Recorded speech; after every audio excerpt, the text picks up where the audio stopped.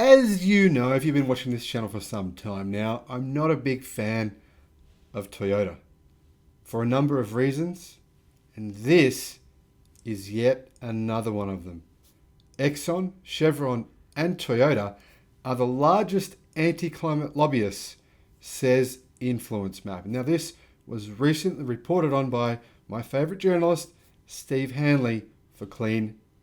Hello, my friends. Welcome to the Electric Viking. Fantastic to see you today. Thank you for tuning in to the channel. Really great to see the additional couple of thousand subscribers who have jumped on board within the last week. Awesome to see you. Welcome to the channel. Make sure you check out our old videos on companies like BYD, Toyota. There's some interesting stuff there that I think you won't find anywhere else on YouTube. I'll put some links in the description below to some of the best, most popular videos. Now, of course, there is a chance you haven't heard of Influence Map. On its website, it says it is an independent think tank that provides data analysis on how business and finance are affecting the climate crisis. Quote, "We place great importance on evidence-based assessment using reliable data and rigorous methodologies. Our work is used extensively by powerful actors in finance, business, campaigns, policy making, and the media to drive meaningful change. Influence Map is philanthropically funded and based in London with offices in Tokyo and New York." Now, its latest report was released this week, and it says the 50 most influential companies and industry associations blocking climate policy action globally. So who are the top 3 worst offenders when it comes to lobbying against climate policy? Exxon, Chevron, and Toyota are essentially lobbying against any measures designed to keep the earth from overheating to the point where humans can't survive on it anymore. Pretty stupid and really short-term thinking, I think. Here's what Edward Collins, who's the director of Influence Map, actually says. The Paris Agreement-aligned transition to a clean energy future is going to remain extremely challenging until countries take meaningful action to address the obstructive lobbying of vested interests from fossil fuel value chain sectors. The corporate playbook for holding back climate policy has come a long way from science denialism, but it is every bit as damaging. The world is starting to wake up to the impact companies are having through their policy influence. In many cases, this policy influence massively overshadows the direct climate impacts of their operations and products. It is high time that the major corporations engaging in such practices, along with the industry associations that support them, are held accountable for this. Now, the report, according to Steve, says a corporation's influence over policy and regulations may have a far more profound effect on climate change than the physical emissions associated with scope 1, 2, and 3 emissions impacts of its operations, suppliers, and products. Influence Maps terms this as scope 4. Scope 4 impact to illustrate the systemic policy influencing by companies that needs to be considered alongside physical emissions when evaluating a company and climate change. Now, Influence Map have done a lot of research. Their platform covers over 350 of the largest industrial companies globally.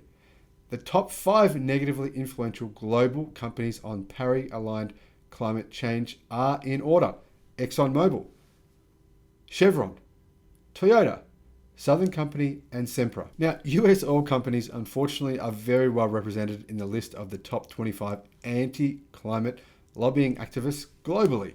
ConocoPhillips is 7th, Phillips 66 is 12th, Valero Energy is 13th, and Occidental Petroleum is 22nd.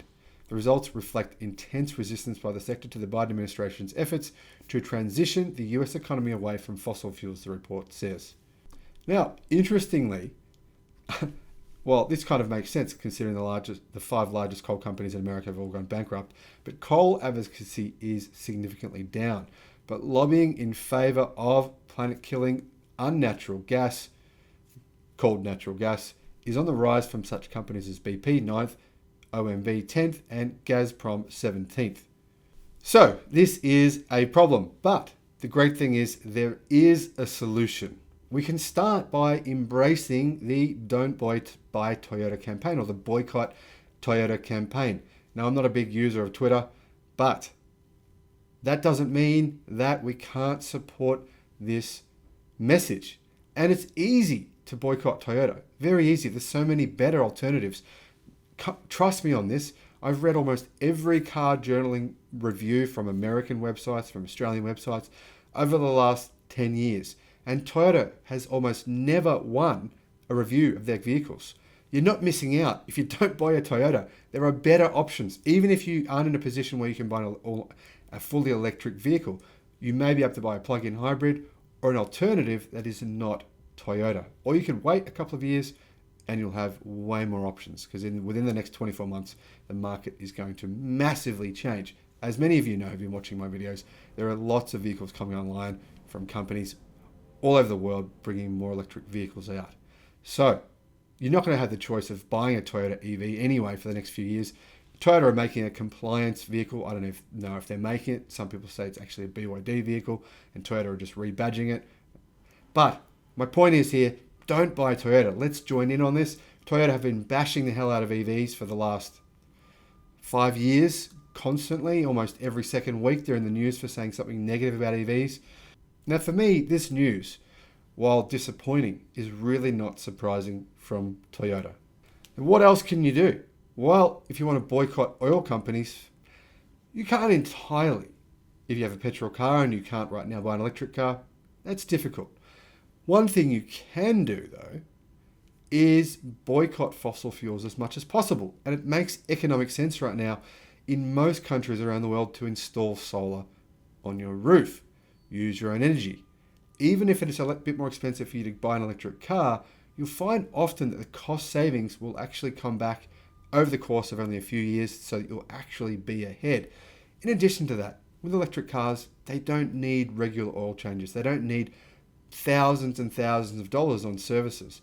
That's one way you can boycott oil and boycott Toyota. Install solar, buy an electric car if and when you can, and tell your friends about these morons. Tell your friends, guys, Toyota, they're not that great. They're not as good as you think. Actually, why don't you check out some stuff on the internet, on YouTube, that shows you that there are better options than buying an ancient Toyota dinosaur vehicle. Most of them using ancient technology anyway. It's been around for 20 years because they can't be bothered innovating, because they just want to make the highest profit they can right here, right now. Now, thank you for subscribing to the channel, for liking on the videos and commenting. But let me know. I want to know what you think about Toyota. What's your opinion on Toyota? What's your opinion on the fact that they continue to lobby against electric cars, against climate sustainability, and really lobby against all sense? That's what I think they're doing, but let me know what you think they're doing and whether or not you support the boycott Toyota movement. I'd love to know your thoughts. Now, once again, you can actually email me personally if you want to. Jump on the website, there's contact details on there. In addition to that, your support on Patreon. To those of you who have jumped on Patreon, I think there's about 60 of you now, keeps on going up, and I'm really thankful for that. It makes a huge difference to the channel. We want to keep on making more videos to let more and more people know about what's actually happening, what's happening in the world, and how it's actually a really positive future that we all have to look forward to once we're all driving electric cars. Thanks for watching. I'll see you again on the next one. Bye-bye.